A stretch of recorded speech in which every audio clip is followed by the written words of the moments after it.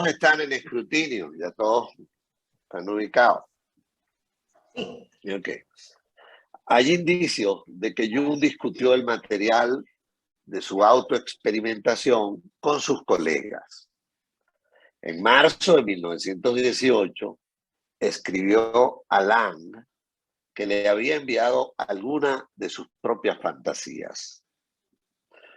Como usted mismo ha observado correctamente, es muy importante experimentar el contenido del inconsciente antes de formarse cualquier opinión al respecto.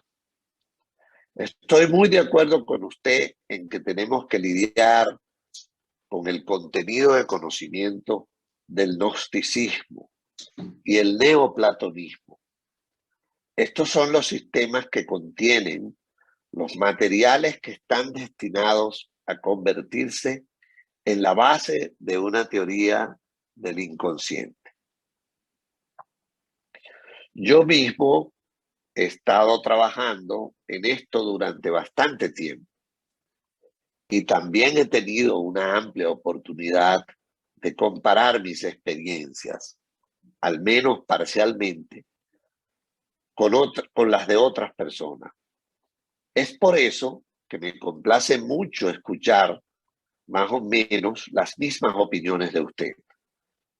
Me alegro de que por su cuenta haya descubierto este ámbito de trabajo que está a la espera de ser abordado.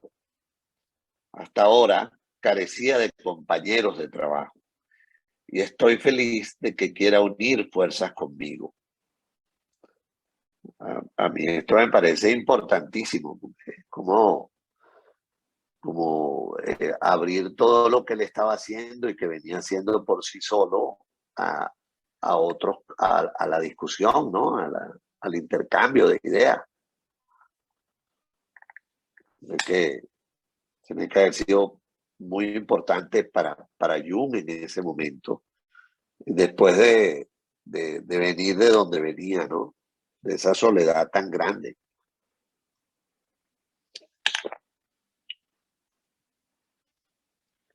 Considero muy importante que saque su propio material del inconsciente de una manera imparcial y con el mayor cuidado posible. Mi propio material es muy voluminoso, muy complicado, y en parte lo he trabajado hasta aclaratorias casi completas y muy vívidas. Pero lo que falta por completo es material moderno con el que compararlo. Zaratustra se ha formado demasiado conscientemente.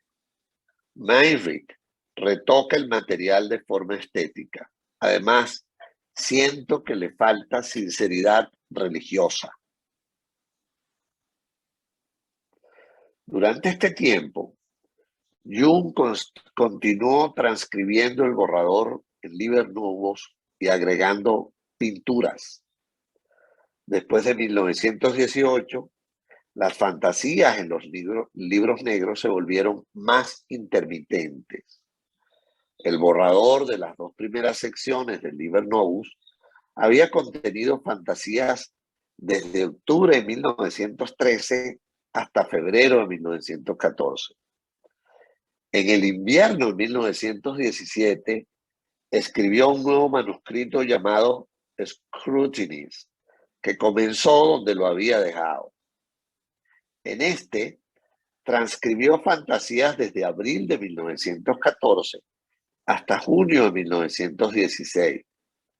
Incluyó los sermones, ahora con comentarios de Filemón sobre cada uno.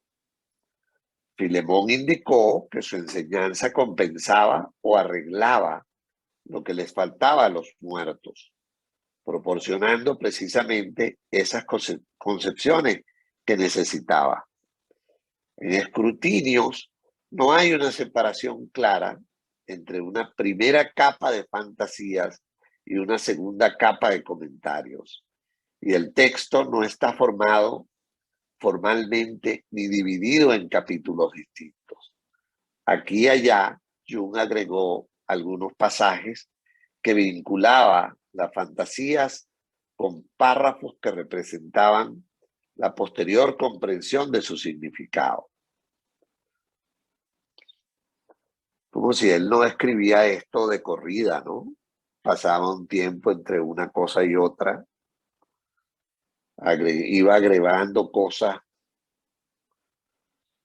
pero todas en los libros negros, cosas que es interesante, ¿no? La realización del significado del self se retrata en escrutinios. El 18 de septiembre de 1915, Jung escribió: al unirnos con el self, alcanzamos al Dios. En el otoño de 1917 añadió: debo decir esto no con referencia a las opiniones de los antiguos o de esa autoridad, sino porque lo he experimentado. Esta experiencia inquebrantable fue nada menos que la experiencia de Dios. El self no es Dios, aunque lleguemos al Dios a través del self. Se dio cuenta de que tenía que servir al self, que este servicio era también servicio a Dios y a la humanidad. Al mismo tiempo, tuvo que liberarse de Dios, ya que el Dios que experimenté es más amor, también es odio, es más que belleza, también es la abominación, es más que sabiduría, también es el sinsentido, es más que poder, también es impotencia, es más que omnipresencia, también es mi criatura o creación. Esta descripción de la experiencia de Dios y Jung corresponde a la visión de Abraxas en los sermones. La realización del significado del self para Jung no era solo un asunto conceptual, sino también experiencial. ¿Qué les parece esto? Creo que ahí está tocando unos temas sumamente importantes, no solo para el concepto, ¿no? Sino para esa experiencia tan particular de lo divino, ¿no? ¿Me parece?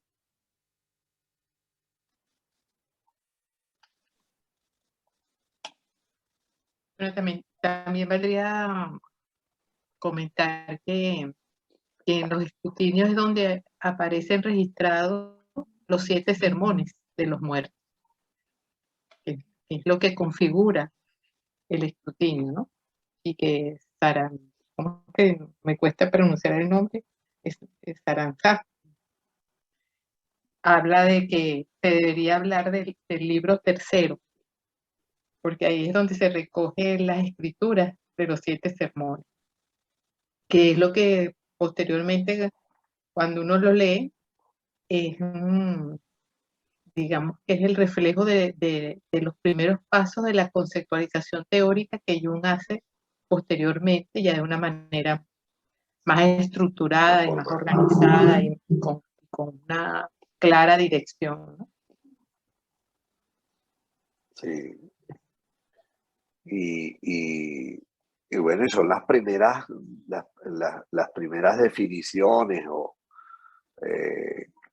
del self y la primera diferenciación de esa relación self y Dios, self y lo divino.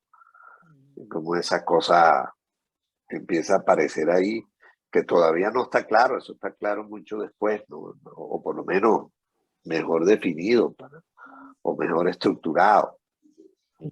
Sí, como un Y que bosquejo para mí, inicial de la claro, teoría.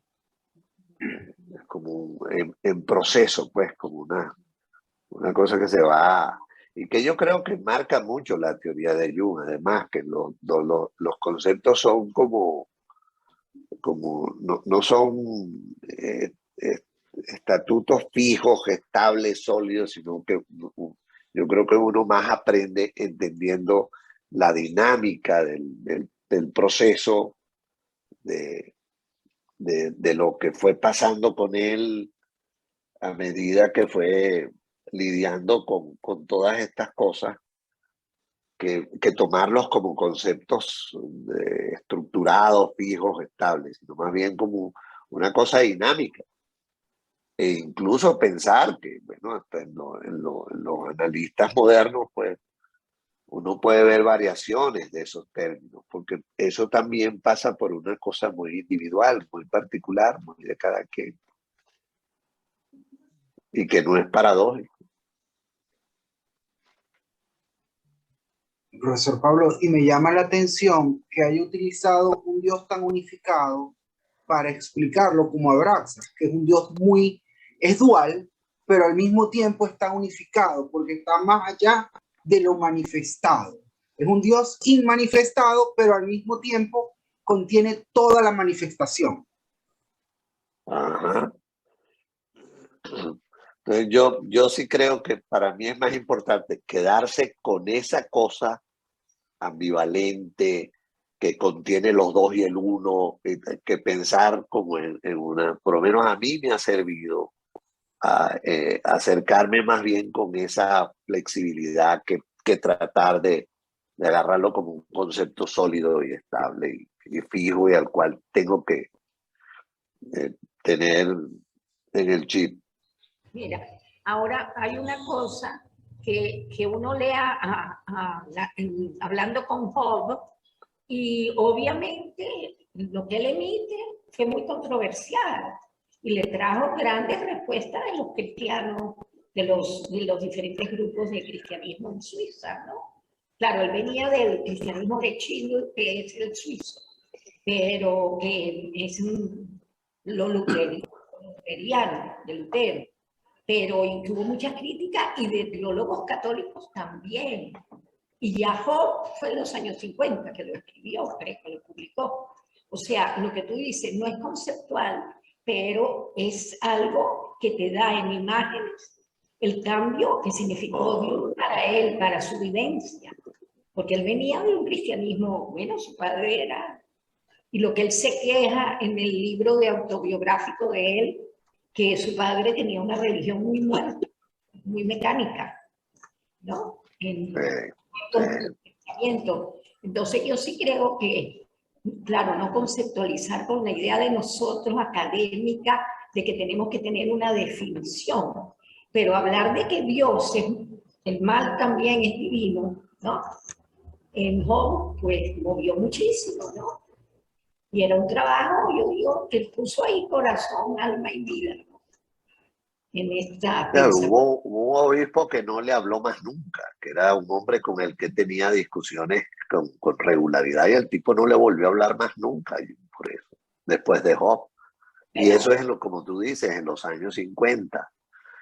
Yo creo que y además es inevitable ver, y yo creo que eso no le quita valor, sino más bien le agrega valor, que ese es tratando él de entrarle a unos temas que en su vida eran sumamente esenciales, que era la relación con su papá, la relación con su mamá, que es una cosa muy rara. Su mamá era totalmente distinta, tenía unas creencias y unas ideas y unas experiencias totalmente distintas, y su papá era como un hombre más apegado a la palabra de Dios, como casi literal, y sus contradicciones con eso. Entonces, como él, que es otra cosa que yo valoro mucho ahí, como él, a través de un trabajo tan personal, tan íntimo, nos puede tocar temas tan universales y tan importantes para todos. Y como en cada uno de nosotros eso se da. Yo recuerdo en aquel grupo en el que estaban Mireia y Carola conmigo de Sombra, que leer Job fue un rollo inmenso.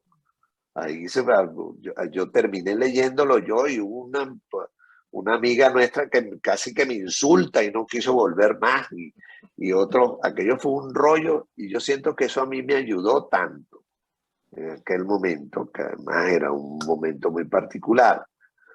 Entonces, como no perder de vista eso, como ese trabajo tan personal, tan interior, que va a tocar cosas que, bueno, en este caso son de envergadura más universal.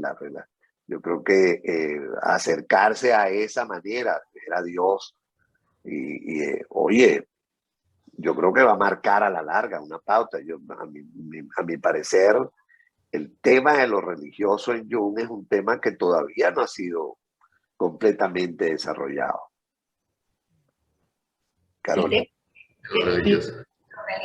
Bueno, es que en esa línea uno podría decir que en la dinámica compensatoria psíquica entre Jung y el padre, fíjate, Jung logra, desde el punto de vista del tema de lo religioso, una profundidad que él le cuestiona al padre que no tiene, sino que es un padre que se queda como en la cosa mecánica superficial de repetir, porque ante las preguntas que un adolescente, niño hacía, no habían respuestas profundas.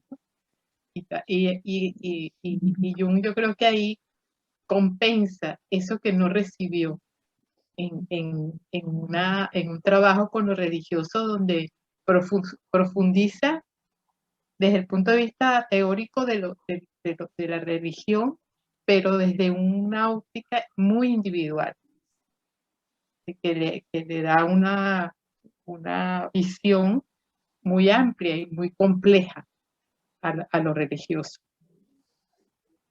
Y nos invita a todos, a que cada uno tiene que lidiar con ese tema, por lo menos. Yo soy de educación católica, de formación católica, aunque nunca fui de colegio y religioso, pero te invita a que tú también te metas con el tema de Dios de una manera mucho más, con respuestas menos infantiles que las que le daba su papá. Ahora, López define a Jung muchas veces como un hombre religioso. Solo de ella sino un hombre religioso. Y obviamente yo sí creo que su conexión era religiosa. Pues. Religar es con lo espiritual, ¿no? De verdad, un espíritu que uno no lo puede definir, pero ¿cómo trabajó él eso? ¿No?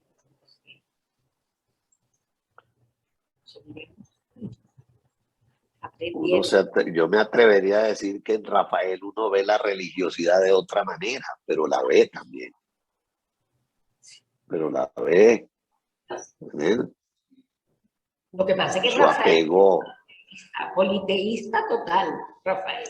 Y ahí bueno, está. su apego al politeísmo es religioso. Sí, sí. ¿Es así? Pasa que eso es más complejo para nosotros, ¿verdad? Cuando tú seas un paciente, bueno, Okay. no sé, que te puedas Por eso lo traigo, porque yo creo que esa polémica está ahí. O sea, Rafael era un tipo absolutamente politeísta y eso es profundamente religioso.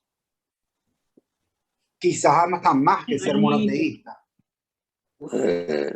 Hasta más. Es complejo entender la visión.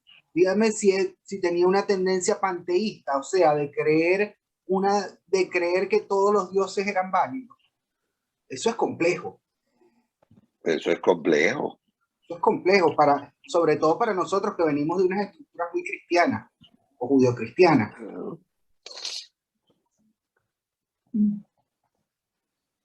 Margarita, ¿querías decir algo? Sí, que para estas cosas yo creo que es muy útil ir a las religiones comparadas para poder entender las distintas perspectivas de lo religioso y cómo ha sido históricamente.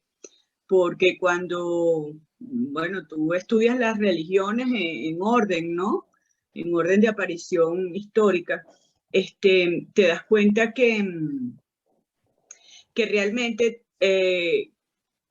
casi todas las religiones como tal separan a el Dios bueno y el Dios malo.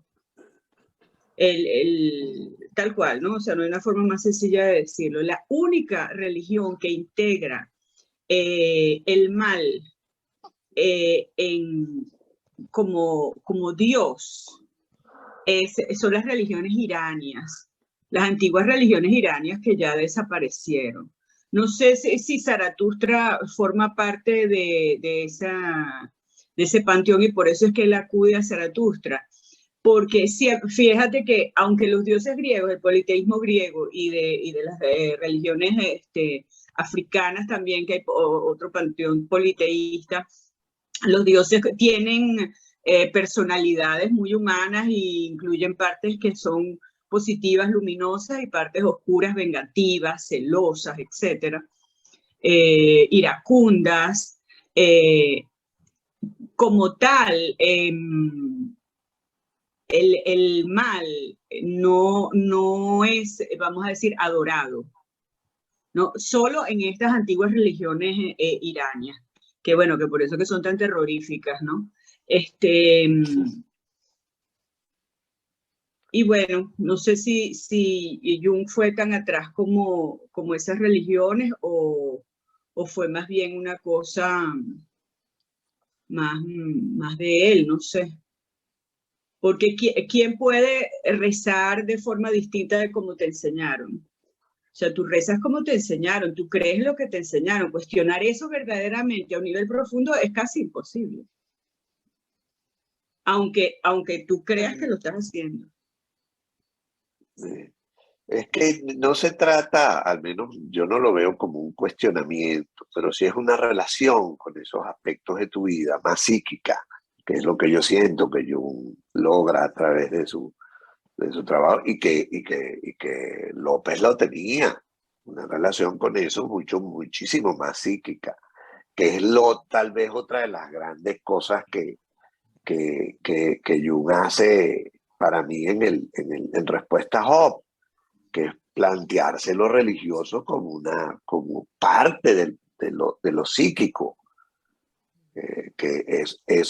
Para mí eso es una revolución, porque es no solo verlo a través de la creencia que cada uno de nosotros tiene, que le da la religión de cada quien, sino entenderlo además como eso en lo que yo creo que me es muy difícil cambiar, también es psíquico. Para mí esa es de las cosas más importantes. Carola. Bueno, justamente eso que se está diciendo en este momento es lo que tú leíste en un párrafo anterior, que dice, cuando dice, ¿no? Al mismo tiempo tuvo que liberarse de Dios, ya que el Dios, fíjate, es interesante, el Dios que experimenté es más que amor, también es odio, más que belleza es abominación, más que sabiduría es sinsentido, ¿no? Y más que poder también es impotencia. Entonces, como eso que estamos diciendo, tuvo que desprenderse de ese Dios católico, del Dios bueno, para poder entonces abordar al Dios con esas dos características al mismo tiempo, ¿no? Lo luminoso y lo no luminoso, lo positivo y lo negativo. Por eso ese párrafo es interesante, ¿no? Es que si no lo hace, no hubiese podido profundizar viendo al Dios con esas dos caras. Claro.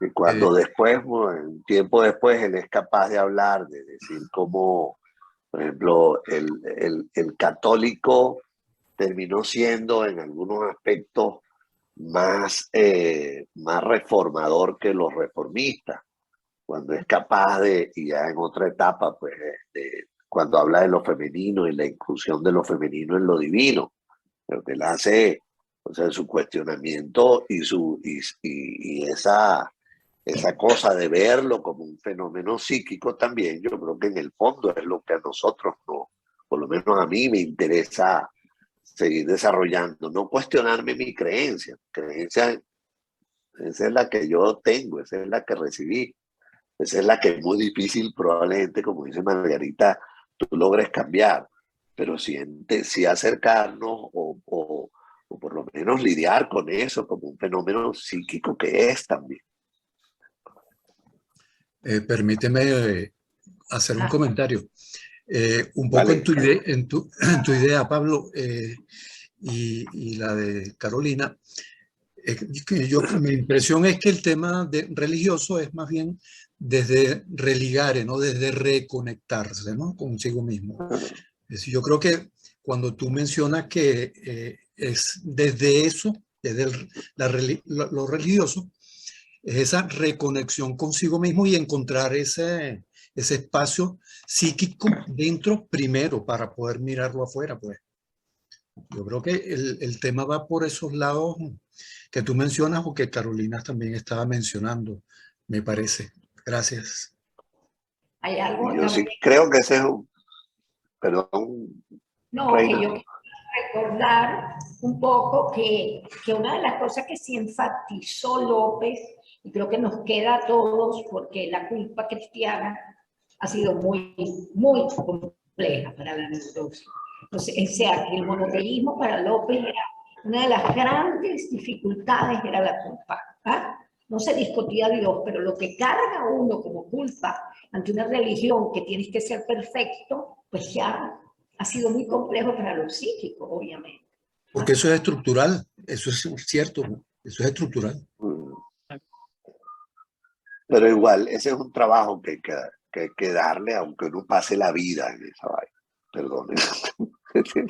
Pero es una cosa con la que uno tiene que lidiar. Bueno, Jung tuvo algunas experiencias poderosas. El 27 de julio de 1917 le escribió a Emma Jung que 3 días antes estaba en Pointe-de-Craie, una montaña al noroeste de Château-d'Œx. Fue un día glorioso. En la cumbre tuve una maravillosa sensación de éxtasis. Anoche tuve una experiencia mística muy notable, un sentimiento de conexión de muchos milenios. Fue como una transfiguración. Hoy probablemente voy a bajar al infierno de nuevo por esto. Quiero aferrarme a ti, ya que eres mi centro, un símbolo de lo humano, una protección contra todos los daimons. Esta carta subraya la centralidad de Emma Jung en su vida. Bueno, y también lo que él podía estar viviendo y lo difícil que debe haber sido enfrentarse a eso, pues sabía que estaba bajando al infierno, a los otros polos, en este caso, ¿no? Que también no era una cosa fácil de hacer. Y en esa soledad en la que comentábamos, bueno, es evidente que Mayún jugó un papel central. Claro. Sí. También es válido decir ahí que no es primera vez que él hace referencia a Emma Jung como esa persona que lo liga, lo conecta con la realidad, que le permite no perder la referencia de dónde está él en ese momento. Cuando estaba haciendo las investigaciones en el hospital, se lo dice en su libro Recuerdos, Sueños y Pensamientos, donde él empieza a sentir que la línea entre la realidad y la locura lo están tomando. Entonces él se dice, ¿cómo se llama mi esposa? ¿Cuántos hijos tengo? ¿Dónde vivo? Y que cuando él lograba responder las 3 preguntas, entonces decía, bueno, hasta aquí tengo que llegar, déjame irme a mi casa, ¿no? O sea, fíjate, es más como un referente que lo mantiene a él en la realidad para no perderse, ¿no? Dentro de todo ese, hablando de lo religioso ahorita, en ese religar y ese cuestionamiento que lo lleva a sentirse que entra en el infierno, ¿no? Está en cuestionamiento a todo ese cosa católica del deber ser. Yo estaba por comentar que desde la primera vez que mencionaste hoy, Pablo, el tema de que él estaba tan solo, ¿no? Que algo ahí se me prendió ahí como una pequeña señal, porque dije, ¿cómo que solo? O sea, él tenía a Emma, tenía a Toni Wolff, su amante y colaboradora, y más el séquito de mujeres que lo seguían. O sea, él no estaba solo. Cuando él habla con este señor, debe ser que se abre a otro compañero masculino, porque de mujeres y muy competentes las tenía a su lado y fueron quienes lo apoyaron en todo ese viaje de imaginación activa desde que tiene la crisis con Freud. Eso fue 1913-14, ¿cierto? Y bueno, la verdad que nos hace quedar mal, porque cuando uno hace referencia a avances, pues, o los aportes que tuvo Tony Wolff en cuanto a imaginación activa, inspirada obviamente por su cercana relación con Jung, bueno, entonces resulta que él dice, no, yo aquí solo, y que con usted es el primero que puedo hablar. Yo, bueno, no quisiera entrar en esa polémica tan delicada y mucho menos con Margarita, pero yo me refería a la soledad y a la soledad en la que cada uno le toca hacer eso.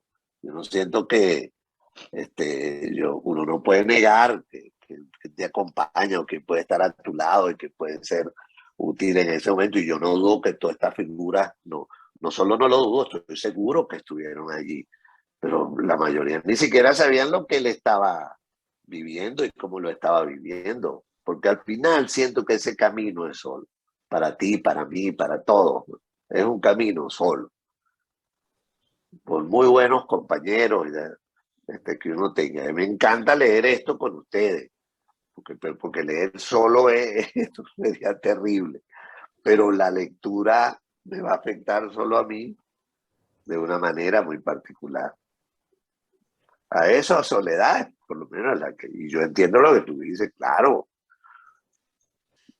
y mucho menos menospreciando el papel de los femeninos en eso, por Dios, ni se me ocurre.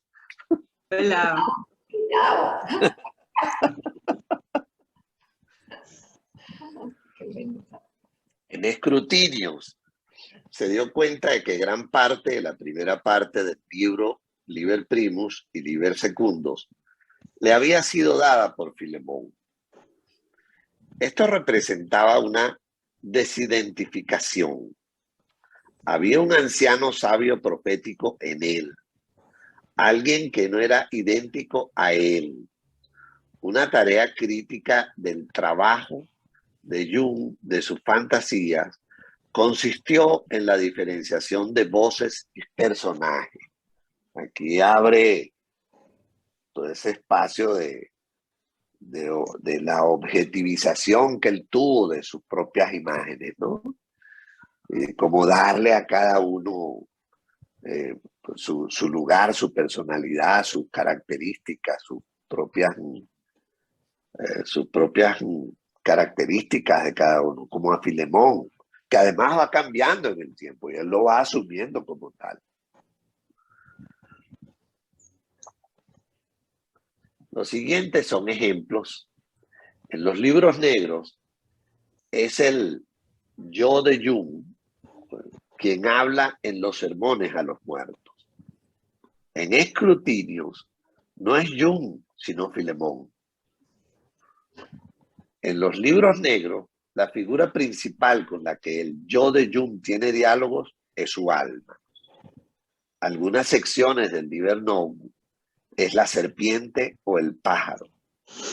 En una conversación en enero de 1916, su alma le explicó que cuando los de arriba y los de abajo no están unidos, ella cae en tres partes: una serpiente, el alma humana, y el pájaro o alma celestial que visita a los dioses.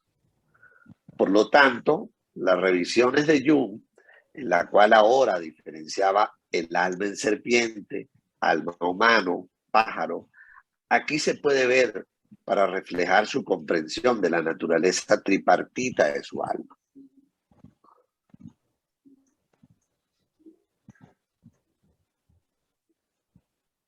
Sí.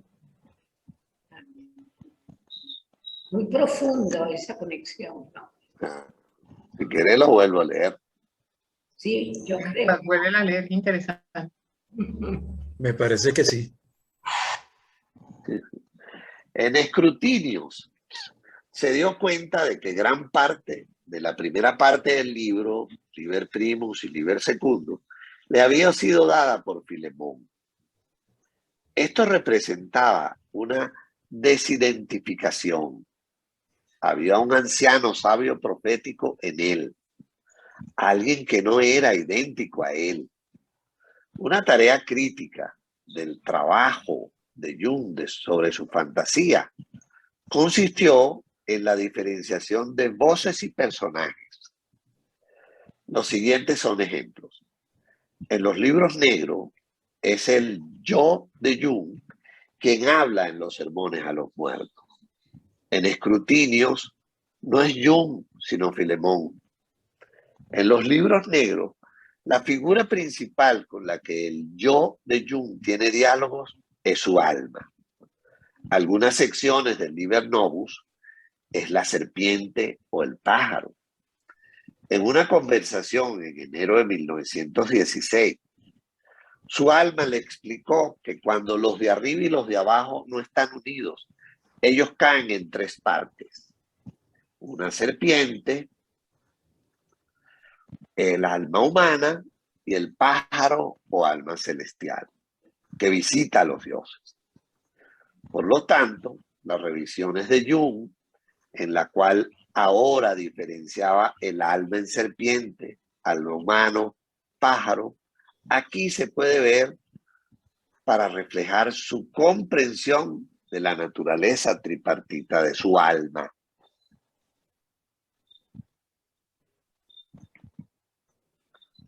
Porque está la serpiente, el alma humana y el pájaro. Y el ¿no? pájaro o alma celestial. Ajá. Ok. Pero yo entiendo que esas son tres figuras que a medida que se va dando el desarrollo de sus escritos, él va profundizando en esa relación de Filemón, después la serpiente y el pájaro blanco, que terminan siendo como niveles de profundidad al que él llega en ese trabajo profundo que hizo él. Y que probablemente, por lo más adelante lo vamos a ver. Intuyo que por ahí Sí. él es donde empieza a sacar, a manejar lo que llamamos las cuatro funciones del pensamiento, el sentimiento, la intuición Pensar, exacto. Porque fíjate que y habla de que te daría como una totalidad, ¿no? lo que me parece central es que él es capaz de objetivizar de cada figura de esas que aparece, dejar que coja su propia forma, su cuerpo, tenga su personalidad y relacionarse con esos elementos de él como esos otros que lo componen y no volverse loco. O sea, mantener por las razones que sea un hilo que le permita conectarse con sus otras partes de esa manera que él lo hizo. Que es lo que lo va a llevar, no solo en ese caso, sino en otros casos a seguir desarrollando, en teoría, cosas, pues. Pero para mí parte de eso, que él es capaz de decir, bueno, Filemón existe dentro de mí. Y Filemón, yo lo puedo definir. Aquí está, tiene tal edad, tiene tales pensamientos, tales sentimientos, esa cosa que a mí me parece tan valiosa. Bueno, uno puede pensar ahí también un poco un trabajo psicodramático, ¿no? De Jung, a lo mejor no con ese nombre en ese momento, ¿verdad? Pero Moreno hablaría, ¿no? De un trabajo psicodramático de darle nombre a esos alter egos que están ahí y ver cómo se da ese diálogo, ¿no? Cuando él se objetiviza, ¿no? Y ya no es él su yo, sino es Filemón el que está hablando, o es la serpiente, o es el pájaro, o es Salomé. Mira, Y cómo eso... Dale, dale.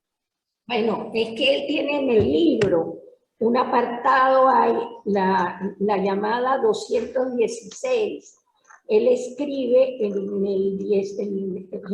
enero del 17 de 1918, Jung le escribe a Lang, esto es una referencia a partir de esto del pájaro, etc.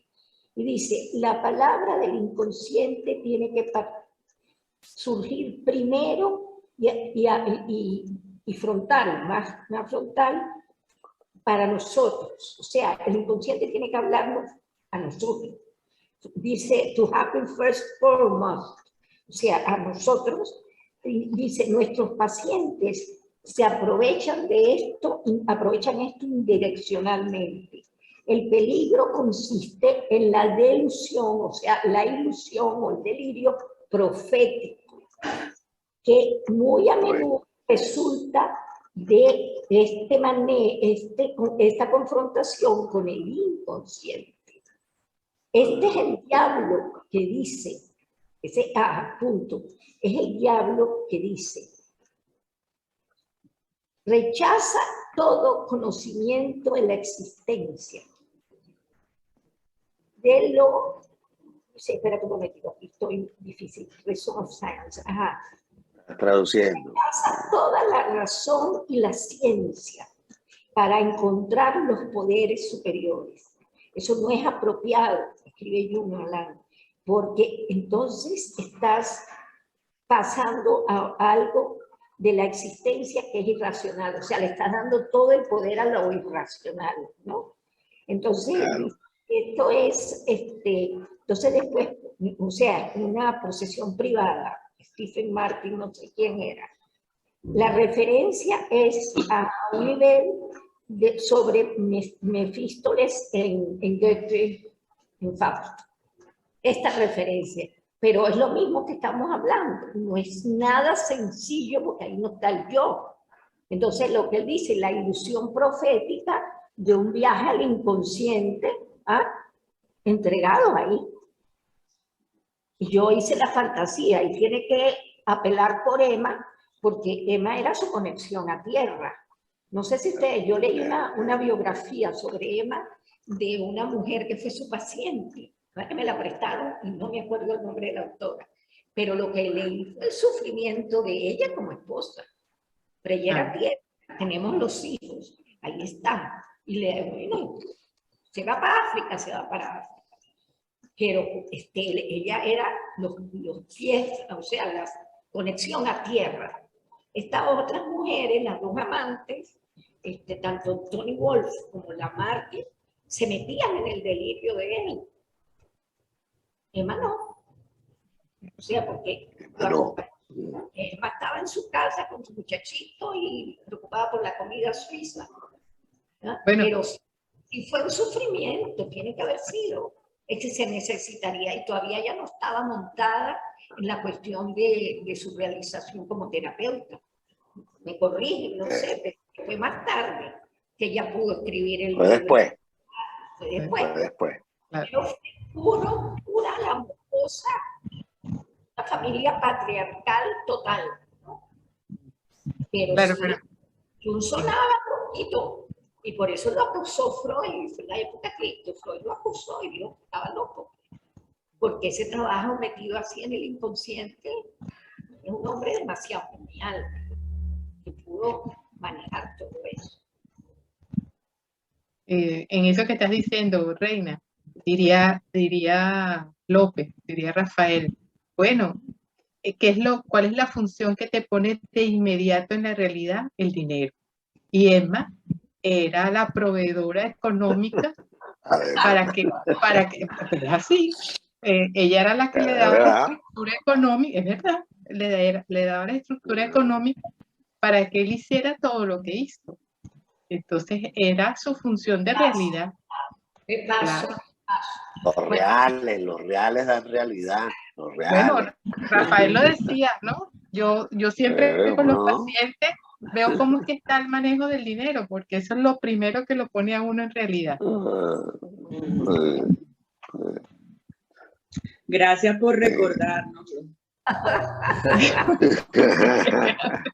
No, sí, es que es así, o sea, tan es así que el manejo del dinero es un diagnóstico. Claro, claro. Claro. Él lo repetía muchas Es veces. un diagnóstico. Yo le pregunto a los pacientes cómo es que el manejo del dinero, cómo están las cuentas, o sea, y eso me da a mí un diagnóstico de cuánta realidad hay o no. Así es. Así es. Bueno, de hecho, hay una cosa como bien notoria en la forma en la cómo se va desarrollando Jung, que él va muy apegadito a la norma y va ahí como en su cosa y estudiosito y en la Burgholz y no sé qué. Él se casa en 1903 y de ahí para adelante es cuando como que empieza su despelote, ¿no? Que me voy a juntarme con Freud, que era como un podrillo para todo el resto de la comunidad científica, y él, no, yo rompo una lanza por este señor y luego lo manda para el cipote y se pone a hacer porque bueno, porque había también ese dinerito, ¿no? Que da esa posibilidad, Además, una buena ancla para poder volar bastante también, ¿no? además, la primera vez que vio a Emma dijo, con esa me caso. Sí, con esa me caso. Ay, sí, bueno, yo me quedaría con él, que iba a decir algo, ¿no? Que ahora a lo mejor nosotros tenemos ya como legado y estamos mucho más familiarizados cuando trabajamos sueños a identificar las figuras que se repiten en los sueños ya con mucha claridad. Eso es una herencia de esto que él hizo en aquel momento. Y nosotros ahora, para nosotros es una cosa cotidiana, pues, y se lo decimos a nuestros pacientes y lo vemos en nuestros propios sueños, como los personajes que se nos repiten y que aparecen en determinados momentos, bueno, son como muy claros, son objetivos, son objetivables. Y para mí eso es la herencia de esto que Jung empezó a hacer en ese momento.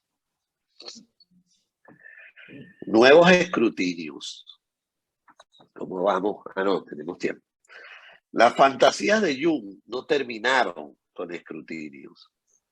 Si hubiera preparado una sección adicional para su publicación, es probable que los hubiera editado de una manera similar, como escrutinios nuevos, agregando párrafos de enlaces y aclaraciones. Y vale la pena aclarar todo. Este es libro negro, porque en paralelo, como tú decías, David, él también va publicando formalmente, oficialmente, dentro del mundo que le interesaba de otra manera. Mientras él continuaba cuestionando su alma, buscando conocimiento y comprensión de ella, caracterizó sus limitaciones y su necesidad de ella de la siguiente manera. Puedo aferrarme a ti solo a lo que ya tienes, pero tú no lo sabes. El más allá del cual te traigo conocimiento es tu más allá. Soy capaz de comprender lo que tienes, pero tú no lo eres. Por eso me necesitas. Las fantasías posteriores giran en torno a temas y a enunciados ya enunciados anteriormente, pero en espirales cada vez más profundos.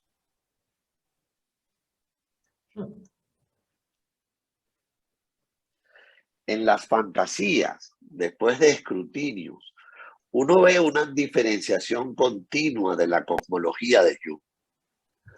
Surgen nuevos personajes como Fanes, Atmavictus, Ja, Ka, el pájaro negro, una juventud árabe divina, el espíritu de la gravedad y Wotan.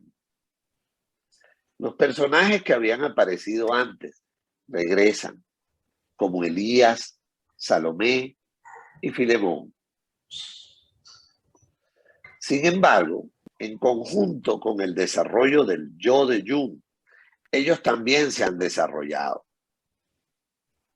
Estas entradas representan las metamorfosis de los personajes y la comprensión cada vez más profunda de Jung, de su interrelación en una genealogía compleja, cambiante, y no del todo consistente genealogía.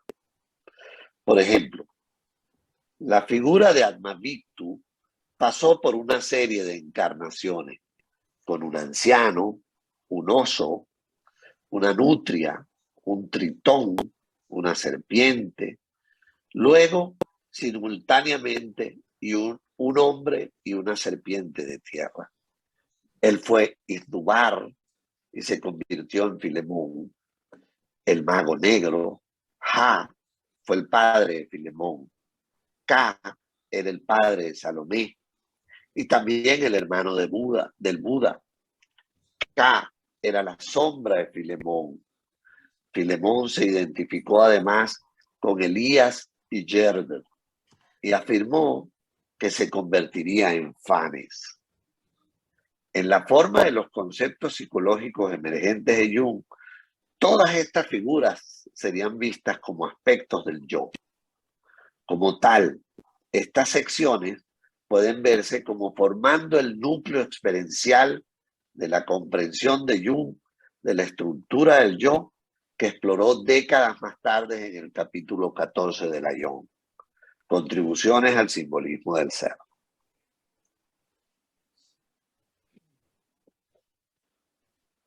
Ahí volvemos a esa cosa de cómo él fue tomando esos personajes, reconociéndolos, dándole lugar e incorporándolos, pues.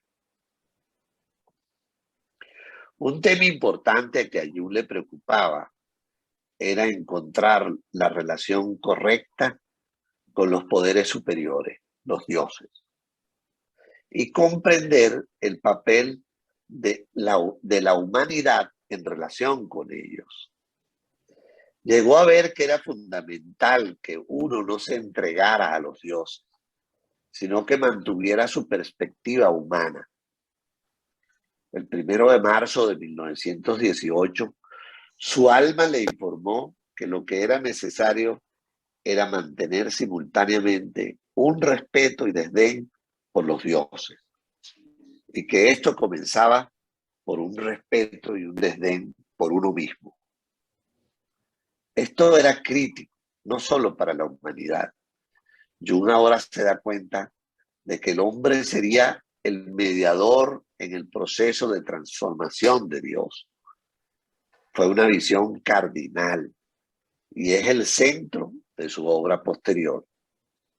Respuesta a Job. Hacia el final de su vida es un capítulo de Memories titulado Pensamientos tardíos. Lo formuló de la siguiente manera.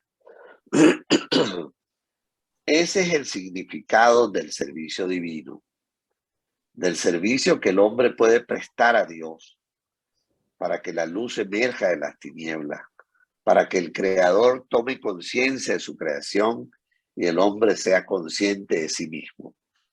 Esa es la meta, o una meta, que encaja significativamente al hombre en el esquema de la creación y al mismo tiempo le confiere significado. Es un mito explicativo que poco a poco ha ido tomando forma dentro de mí a lo largo de décadas. Esto también a mí me parece que es un tema que se ve claramente en Job como la presencia de Job ayuda a la transformación de Yahvé.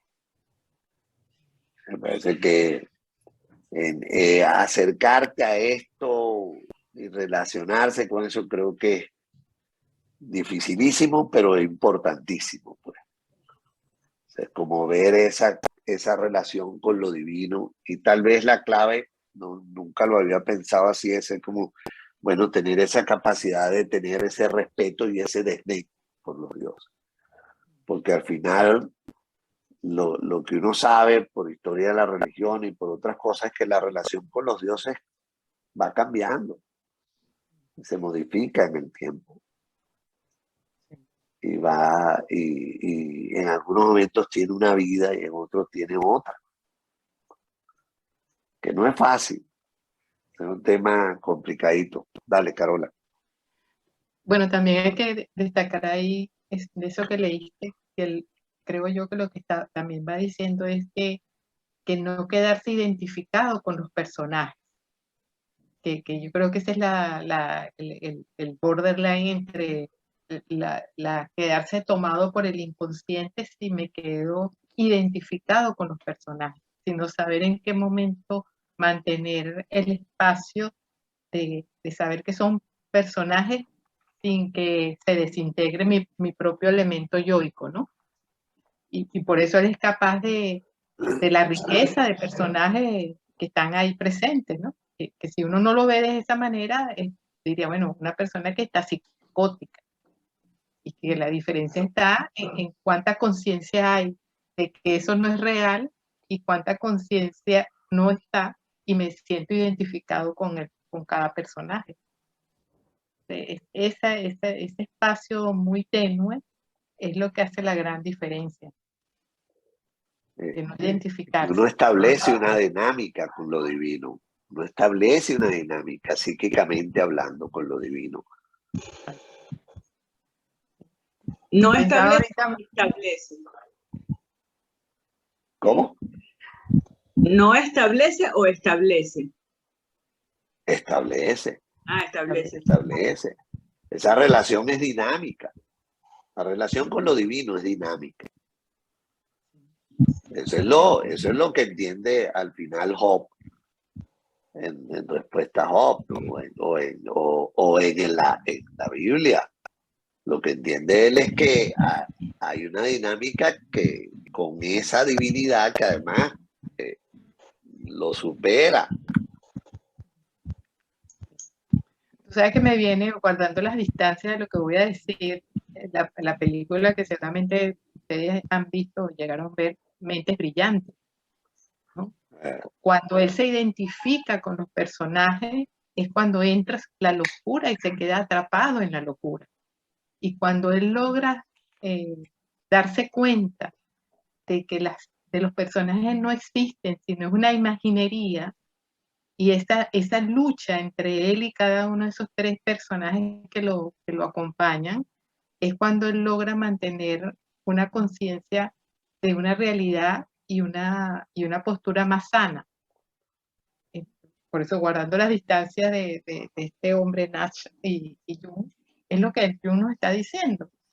No quedarnos identificados, porque si no, quedamos atrapados, ¿no? Por los personajes, sea cualquiera de los que él va mostrando. Bueno, todos aquellos talibanes que viven lo religioso de manera literal. Es que literalizan. Ahí no hay dinámica con lo divino. Hay tú sabes, una cosa rígida, esa es la palabra y no hay nada que valga. No hay otra cosa.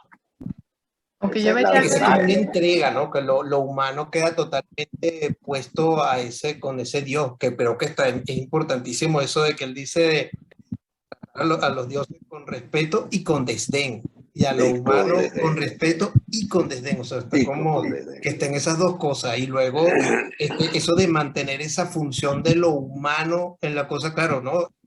Esta conciencia que uno, claro, ve mucho Jung en su relación con la cosa del inconsciente, pero en realidad él está todo el tiempo como el ancla a donde tiene que ir es hacia la conciencia. Inclusive que la función del humano es dar conciencia a lo divino. Una idea bellísima. Compleja. Quería hacer una diferencia cuando tú dices, Pablo, con los talibanes, ¿no? Porque una cosa es lo literal, donde que te queda en una repetición, y otra cosa es cuando hay una identificación, como lo plantea Jung, y hay una reflexión. Lo otro es literalizar donde no hay la dinámica, no se da. No hay la dinámica con lo divino. Bueno, que Y nosotros podemos decir ahora, perdón, Marga, No, di. que nosotros podemos decir ahora con más tranquilidad, no sé cómo decirlo, que uno establece esa dinámica con lo divino, una cosa más cotidiana. Y por eso uno ve, bueno, o siempre se ha hablado por qué la religión contiene tanta locura, tanto loco. Pero uno puede establecer una cosa, esa dinámica en lo divino, y es personal, es íntima, es muy particular. No, lo que yo iba a decir es Inicia. que entras en la psicología del sectarismo, ¿no? Cuando entras en los fanatismos. Claro. Y ahí, bueno, es cuando la religión contiene más locura que ningún lado, porque cuando tú te conectas con lo religioso, como religar, ¿verdad? Como conectar el más acá con el más allá. Esa necesidad que tenemos los humanos de sentir que hay, o sea, que el mundo profano tiene su correlación en el mundo sagrado, que no podemos vivir aparentemente una vida completamente desprovisto de lo sagrado, que es de lo que pasa con los comunismos, que son religiones ateas inmanentes. Son religiones ateas que no tienen un Dios, perdón. Desalmadas, sin alma.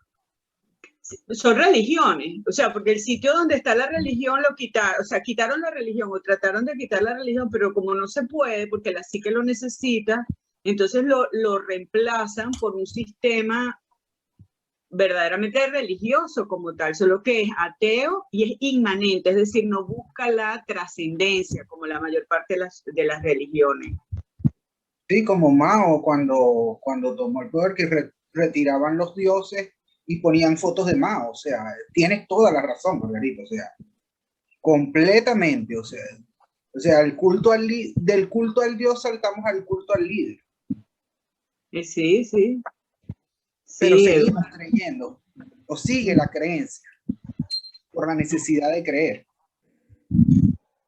Bueno, pero yo creo que esta experiencia de Jung él crea un movimiento hacia el self y una construcción religiosa dentro de nosotros. Ya nosotros estamos, como se dice, aprovechando esa conexión, pero está de la mente de él como creador en esa lucha interna. Eso duró años, si no, no se hubiesen escrito todos estos libros, que tú todas las noches te metes, dibujas, o sea, años, desde el 30 al 29, después agarró otra vez estas confrontaciones de él consigo mismo. Ahora nosotros, lo que dice Gigerich, Jung cuestionó a Hobbes porque Jung estaba estableciendo pautas de lo que es el religare para él.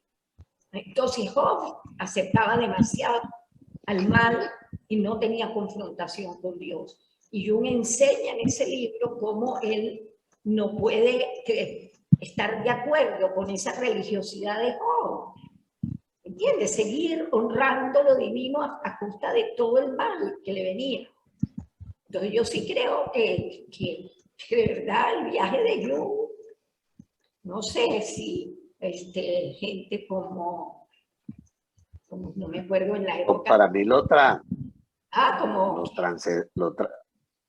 claro, trascendente, porque cuando hubo los viajes de drogas de los 60, 50, los grandes intelectuales vieron que casi no podían meterse porque se quedaban muy mal, ¿no? Y dejaron la droga, pero ellos siguieron los viajes, porque tocando un alucinógeno tocas lo inconsciente, como Mircea Eliade lo tiene él.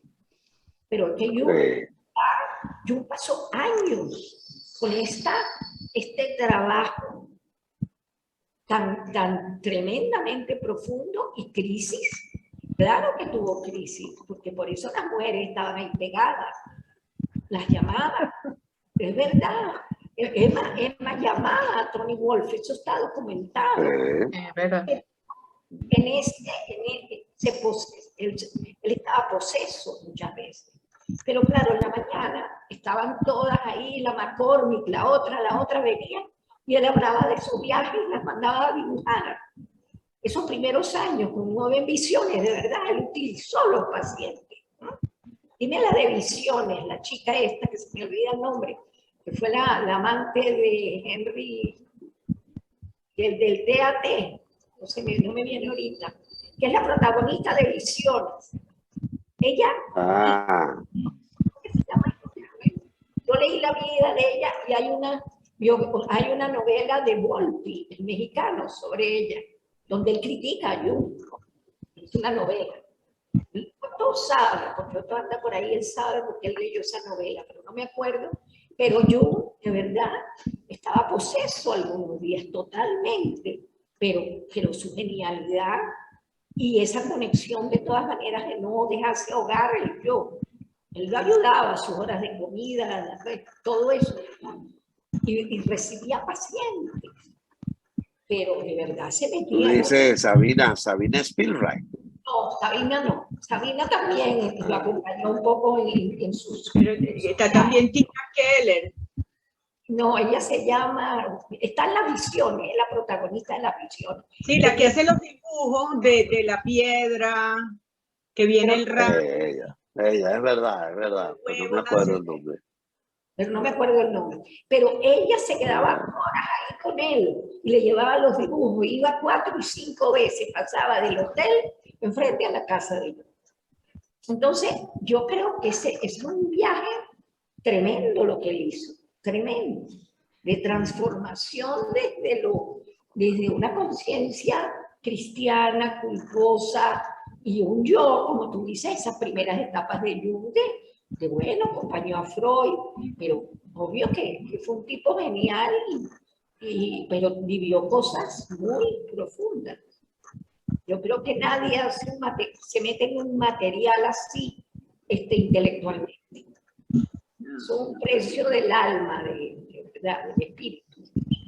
Sí, pero es que estaba asignado, porque con los sueños esos desde niño, o sea, era una cuestión del destino, eso le venía a él porque sí.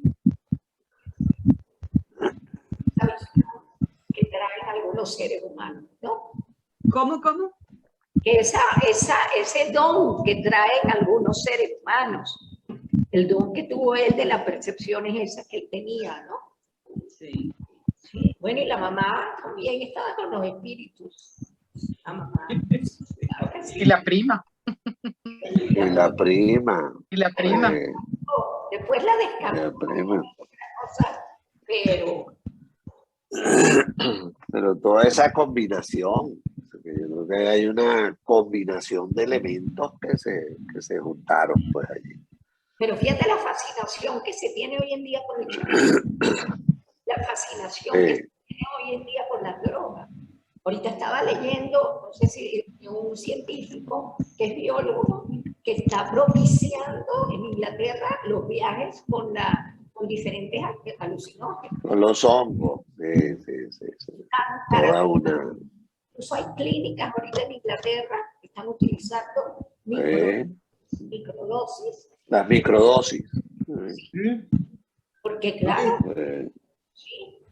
Y sin ir muy lejos, en Caracas están haciendo viajes de ayahuasca y de yague y los organizan así como si fuese una experiencia, un tour espiritual. Hace poco una amiga que está en México me dijo, no, me voy de tour, y yo, qué chévere, qué tal, sí, me voy a ir a no sé dónde a consumir temazcal, después vamos a ir a no sé qué parte a consumir peyote, y yo, bueno, chévere, dale, échale. Ponle amor. Si eso te va a abrir la conciencia, ponle amor. López hubiera dicho, bueno, si tú te quieres enloquecer, hazlo. Pero te voy a decir una cosa, los ritos, sí. También hay una amiga psiquiatra que se metió en unos ritos de eso, pero ella dice que con la gente, los chamanes adecuados, hay una cosa de ritual, pero ese consumo que te vas con un grupo de muchachos sin ritual, parece que los taitas traen música, que lo vimos en Bogotá en el Congreso. Llevaban música. Lo vimos. Entonces es otra cosa que meter con Es amigos. la diferencia de la experiencia religiosa, lo que venimos hablando. Pero es muy claro, hay Totalmente gente diferente que meterse una microdosis de LSD a ver qué siento. pero se necesita tener muy buena solidez. Bueno, es que volviendo a lo religioso, el problema está en desacralizar el consumo de drogas, porque el hombre ha ingerido drogas desde que es hombre, desde que descubrió, empezó a probar las plantas y a ver qué sensación les daba, y había uno le tocaba, mira, ahora te toca a ti probar esta planta. Y entonces, ¿qué pasa? Que si está dentro del ritual, ¿no? Lo que tú dices, si está dentro del ritual, si está dentro de un contexto y el chamán experimentado, el taita, te lleva, es otra cosa que el consumir las drogas recreativamente, donde entonces se destapa la tapa de la cabeza, ¿verdad? O sea, el inconsciente toma posesión de la situación y es allí donde la gente se despega.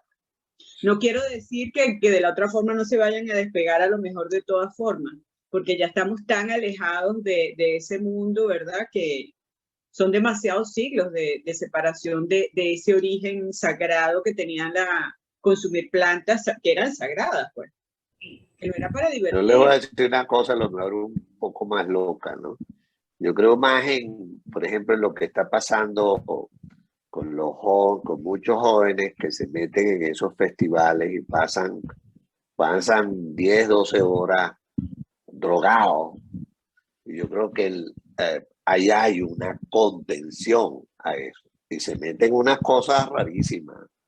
Y se están metiendo unas cosas interesantísimas.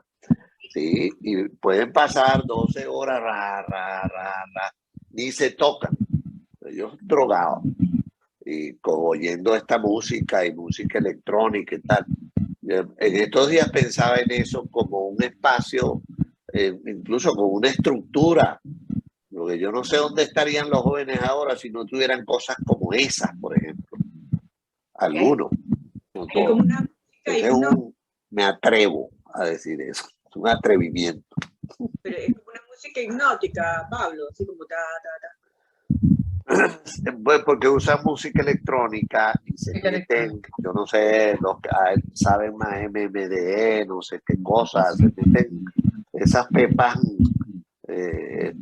mucho más. Y te estoy hablando, conozco jóvenes psicólogos que de buenas universidades, que entran en una cosa de esa, lo consumen allí y no es que siguen consumiendo, solo consumen en ese espacio.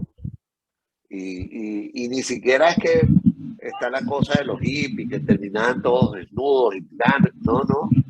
No sé dónde van a estar con ellos y su cosa y su droga.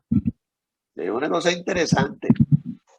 Yo tengo esa misma percepción, porque de las personas que conozco así que están en eso, que hacen estas cosas, que van a esos raves y demás, que uno se imagina, bueno, ese poco de horas ahí, pareciera que se fueran a freír el cerebro de todo ese rato, pero yo no conozco ninguno que se haya como quedado perdido ahí, ¿no? Sino como que efectivamente, así como los rituales estos ¿cómo es que le llaman? Yo, por la cosa esta. Que queda drogadísimo un rato y luego se levantan y siguen a lo suyo, ¿no? Un poco se parece como un indígena que baila toda la noche y se mete cosas y baila toda la noche con ritmos de estos muy particulares. Me parece que esos contienen más. Y ahorita contienen, además, aquí en Europa esos festivales son impresionantes. Impresionante la cantidad que se dan, las frecuencias siempre, y tú ves gente completamente normal que se va a una cosa de esa, vive eso y como tú dices al otro día a lo suyo. Bueno, yo creo que vamos a llegar hasta aquí hoy. Corazón. Muy rica la discusión. Muy. Sí. Después viene el camino al self, el próximo capítulo. Así que preparados. Sí, pero todavía no hemos terminado los nuevos escrutinios, ¿no? Sí, quedamos aquí. Queda un pedacito de los nuevos escrutinios. Gracias por tu trabajo, de verdad que buenísimo. Muy bueno. Chévere. No, perfecto. Y gracias por acompañarme. Esto, súper ennotado con esto. Ok. Este es un poquito de yopo. Con Yo me meto mi cosita. Lo que me falta es empezar a bailar. Un día de esto lo hago. No te preocupes. Hay que mandar por el tema es contención. Mira, hay que Tenés que- mandar por nuestras redes a los otros compañeros que se animen y vengan más, que están flojos para la lectura. Pero yo creo que podemos hacerle propaganda porque se pasa un rato súper aquí, de verdad. Chévere. Pablo, Pero gracias a todos, pues. Buenas noches. Bueno, Buen gracias. fin de semana Pablo, a todos. Hasta luego. Igual. Hasta luego, gracias. Chao. entonces, doctor, estuvo muy callado usted.